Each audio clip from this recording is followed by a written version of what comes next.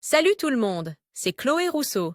Bienvenue sur ma chaîne où l'on parle d'économie domestique, de nettoyage, de propreté de la maison et d'élimination des tâches. Pensez à vous abonner pour ne rien manquer.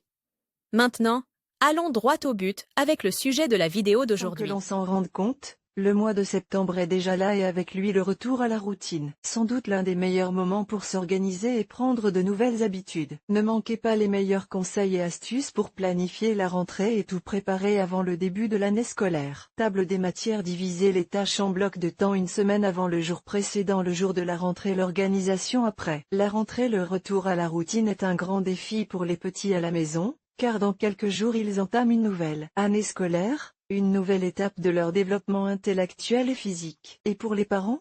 Livres, vêtements, sacs à dos. Tout nous accable. Comment organiser la rentrée? Comment préparer les enfants? Par où commencer? L'experte en organisation, Ruth Martin, nous rappelle que la clé réside dans une bonne planification et nous donne les astuces définitives pour tout simplifier. Diviser les tâches en blocs de temps. Pour organiser une rentrée scolaire ordonnée, il sera très pratique de répartir les tâches dans ces 4 blocs de temps, une semaine ou des jours avant la rentrée scolaire. La veille. Le jour de la rentrée. L'organisation après la rentrée, qui nous aidera et facilitera le reste de l'année scolaire. Une semaine avant. Dans chaque bloc de temps, nous planifions les tâches à effectuer. Une fois terminées, nous les oublions et passons au bloc suivant. Ce type de planification par objectif nous permet de nous concentrer plus facilement sur les questions concrètes et de ne pas nous laisser submerger par une liste interminable. 1. Récupérer les horaires. Il est très important que quelques jours avant, nous commencions à récupérer les horaires que nous avions avant les vacances. Réveillez-les plus tôt, établissez un horaire pour les repas et pour le coucher. De cette façon, nous adaptons leur horloge biologique. 2. Préparer le matériel scolaire. Préparer à l'avance tout le matériel dont ils auront besoin, sans attendre la dernière minute, nous permettra d'éviter la précipitation et la nervosité de l'improvisation. De plus, le fait de s'y prendre à l'avance et de manière détendue permettra à nos enfants de participer à l'achat et à la préparation de leur matériel. 3. Vérifiez que tout est prêt. Vous éviterez ainsi les frayeurs de dernière minute. Assurez-vous que votre enfant a fait tous ses devoirs d'été, préparez les uniformes et étiquetez les vêtements scolaires. 4.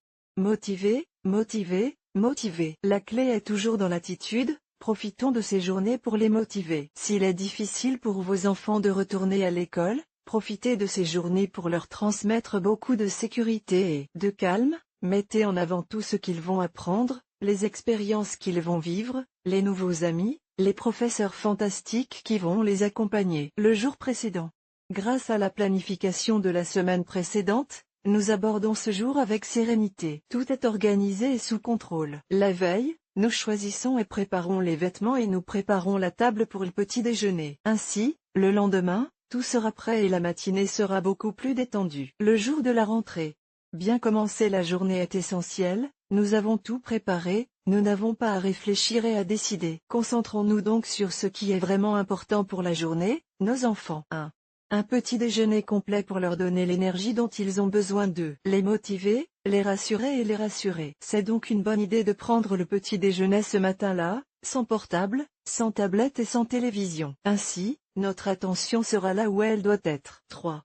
Les accompagner, si possible, en fonction des circonstances propres à chaque famille et de l'âge de nos enfants. C'est un événement très important pour eux et il doit l'être aussi pour nous. En outre, cela ne durera que quelques années, nous devons donc en profiter. L'organisation après la rentrée. De la même manière que nous avons adapté petit à petit les horaires et les routines, nous allons également organiser sereinement les différentes activités et leurs horaires. Une fois les horaires scolaires et périscolaires connus, nous pouvons commencer à planifier le reste des activités, temps d'études, temps de jeu et temps pour ne rien faire. Et pour que les parents puissent organiser parfaitement l'emploi du temps de leurs enfants, le leur et l'organisation de leur maison. Le prochain article sera très utile.